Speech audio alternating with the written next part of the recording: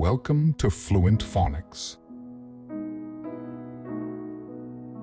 Today, we will focus on mastering the pronunciation of the word criticizing.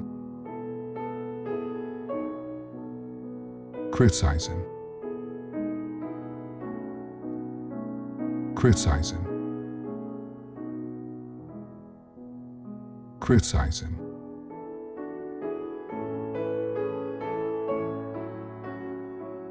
Here's an example of how one might use it in a sentence. She was constantly criticizing her boyfriend for not putting in enough effort into their relationship.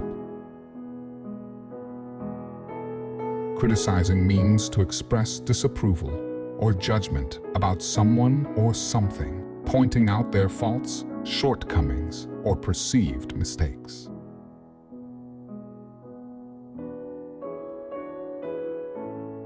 Thank you for your time. If you enjoyed this, please like and subscribe for further content.